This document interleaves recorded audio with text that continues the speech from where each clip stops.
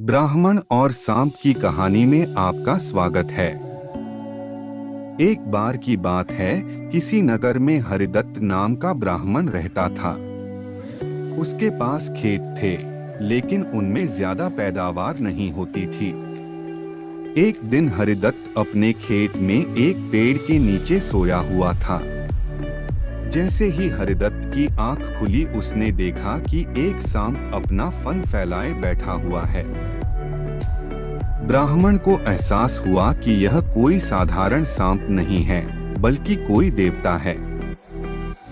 ब्राह्मण ने निर्णय लिया कि वह आज से इस देवता की पूजा करेगा। हरिदत्त उठा और कहीं से जाकर दूध ले आया।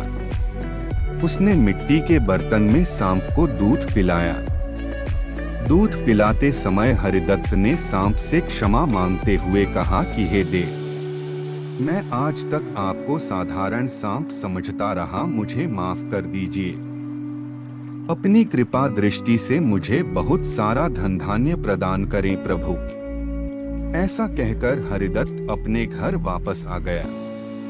अगले दिन जब वह अपने खेत पहुंचा, तो उसने देखा कि जिस बर्तन में उसने कल सांप को दूध पिलाया था, उसमें एक सोने का सिक्का पड़ा हुआ है। हरिदत्त ने वो सिक्का उठा लिया। अब हरिदत्त रोज सांप की पूजा करने लगा और सांप रोज उसे एक सोने का सिक्का देने लगा। कुछ दिन बाद हरिदत्त को दूर किसी देश जाना पड़ा, तो उसने अपने बेटे से कहा कि तुम खेत में जाकर सांप देवता को दूध पिला आना। अपने पिता की आज्ञा से हरिदत्त का बेटा खेत में गया और सांप के बर्तन में दूध रख आया। अगली सुबह जब वह सांप को दूध पिलाने गया, तो उसने देखा कि वहां सोने का सिक्का रखा हुआ है। हरिदत्त के बेटे ने वो सोने का सिक्का उठा लिया और मन ही मन सोचने लगा कि जरूर इस सांप के बिल में सोने का भंडार है। उसने सांप के बिल को खोदने का फैसला किया, लेकिन उसे सांप का बहुत डर था। हरिदत्त के बेटे ने योजना बनाई कि जैसे ही सांप दूध पीने आएगा, तो वह उसके सिर पर लाठी से वार करेगा, जिससे सांप मर जाएगा।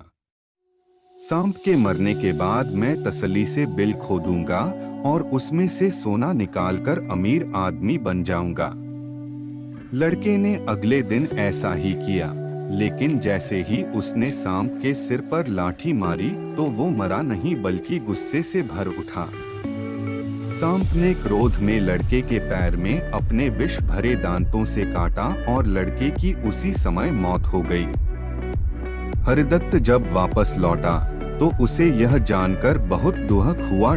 इस कहानी से हमें ये सीख मिलती है कि बच्चों, लालच का फल हमेशा बुरा होता है। इसीलिए कहते हैं कि कभी लालच नहीं करना चाहिए। हमारे पास जो भी हमें उसी से संतोष करना चाहिए और हमेशा परिश्रम करते रहना चाहिए। धन्यवाद दोस्तों, पूरी कहानी सुनने के लिए वीडियो को लाइक करें और चैनल को सब्सक्राइब जरूर करें।